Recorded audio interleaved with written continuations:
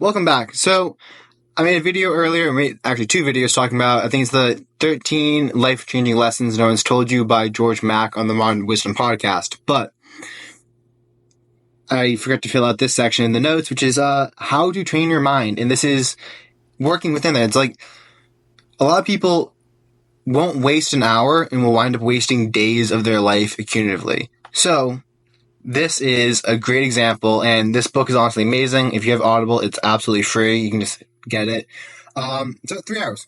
Highly, highly recommend it. But it talks about the benefits of meditation and really reframed it in a new light. So I stopped seeing meditation as like, oh, if I have time, I'll meditate. It's like, no, you meditate so you'll have the time.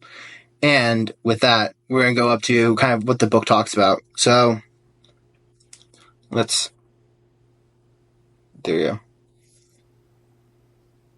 My screen's just a little slow because I'm screaming alright. But how to train your mind? Like, how is 20 minutes of meditation, how could that save me like 4 hours of time, or even 2.5, which is what I wrote there? And it basically breaks down some notes on the screen, so I'm glancing upwards. But so meditation helps increase your ability to focus and reduces the time spent on distractions. Typically, distractions can take up a significant portion of your day. Each distraction can cost you around 25 minutes of productivity. By meditating, you train your mind to be less stimulated and seek out fewer distractions, thus reclaiming this lost time. Even if you prevent yourself from being distracted just once a day, you'll save a considerable amount of time. The book conservatively estimates that you could save around 45 minutes to an hour daily.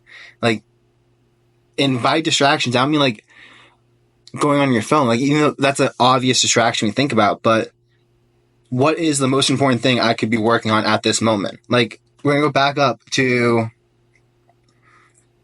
these 3 questions right here. Why am I doing this? Or why are we doing this? Does this make sense? Is this the most important thing that I should be working on? If the answer is no, then that's a distraction. And the quicker you can get back on to the most important task that you're doing, the less time you're actually going to lose to it. Great example of how thinking can help you save time. Yesterday I was doing work for my dad, and we're just clearing out my dad owns rental properties, and we're clearing out tons of junk that the tenants left there in the attic, and there were some paint cans, and I thought, what if I could just toss all these paint cans in a giant contractor bag and then lower them out the window? Because we're like 4 stories up. So if I lower them out the window, and then I can save having to haul them down the stairs. And I'm thinking about this. I'm like, yeah, that could save some time. And then the other thought came in my head. What if, for some reason, the rope gives out, slips, the knot gives out or something, and all the paint cans come crashing down and smack the concrete and burst open, and now there's paint all over everything. And I was like, oh, that would cost me way more time. I don't want that to happen. So I actually took the time to walk them down the stairs, which was very heavy, but I figured I'm not going to try to save time and then wind up losing way more time in the future. So you have to be thinking about this stuff. Memory. So regular meditation increases your brain's memory capacity by more than 30%. This is for people who don't meditate, that start meditating. Even if you do meditate, even if you do meditate somewhat, increasing that will also help with your memory. But regular meditation increases your memory working capacity by 30%. This larger mental scratch pad allows you to process and store more information at once, which is particularly beneficial for complex tasks requiring hyper-focused attention. And this improvement can save approximately 45 minutes of time. It's like, for everyone who knows computers, it's like you have a giant terabyte flash drive, but that you can store stuff on, but that takes a lot of time to access. Oh my God, I'm using the free subscription of this. I don't want to pay for it. But say the RAM or the working memory in your computer is really small. You can only fit so much work on it. Oh, here's a really good example. A desk space. If you have a really small desk that you can only put one textbook on at a time, you can either put the textbook there or your notes there. You're going to spend a lot of time switching between the two because you can't remember the stuff. So, yeah, getting a bigger desk would be very beneficial because then you can have the notepad and your textbook. And that's kind of like what it does to your memory, where if you get a bigger desk, now you can just glance and you can work on both at the same time because you can have a space to store it all. Like imagine it's like going from one computer screen to using extended monitors. And for anyone looking to be more productive, increasing to dual monitors is extremely helpful. I mean, like have your computer and then 2 monitors to the side. It actually speeds you up so much while you're working. Also, switching from using a trackpad to an actual mouse, I recommend the MX Master 3, but like seriously, just get a mouse. It actually speeds you up a lot, especially if you can use shortcut buttons on the side.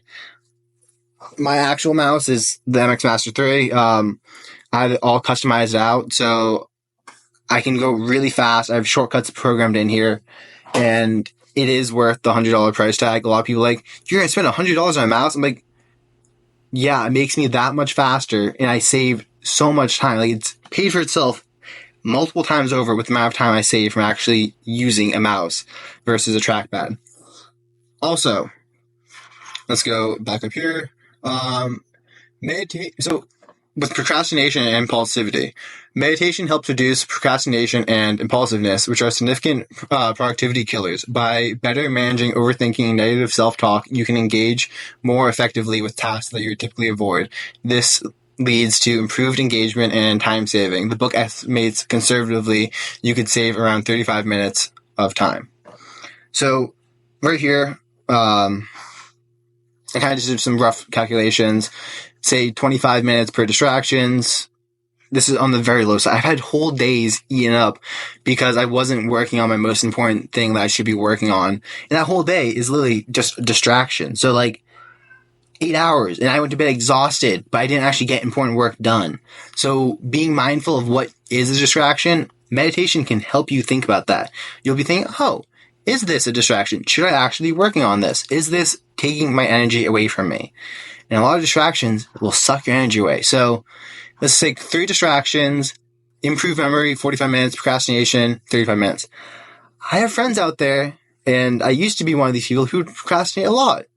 I have a friend who literally manages to always hand in his papers like a month late, and he loses so many points on them, but he still manages to pass the class because he's actually really smart. He just has no time management skills at all and will procrastinate far past any time you actually give him. It's a horrible habit, and I don't recommend anyone taking it up. But just these few calculations is about 2 hours and 30 minutes. And like, look at the time in your day, go through it, and think about it. Like, is this the most important thing I could be working on? Seriously, these 3 questions, like, get them tattooed on your forearm, man. Like, it's very important that you are aware, why are you doing this? Does this make sense? Is this the most important thing that you could be working on? Back to the example with the tenants when I was talking about. So we filled up a whole garage of junk that was just left in the basement and in the attic. And this is by people who moved out a long time ago. We could keep hauling that stuff away little bit by little bit using a trailer and then taking it to the dump and paying them to do it. Or we could spend the money, get a dumpster put there, and then just toss everything in there.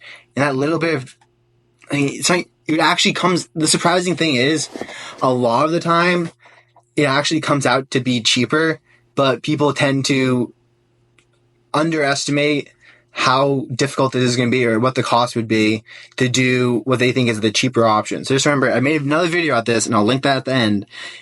When people say, what's the saying? Waste not, want not. They're never talking about your time. They're always talking about pennies. Like, waste not, want not. No. Waste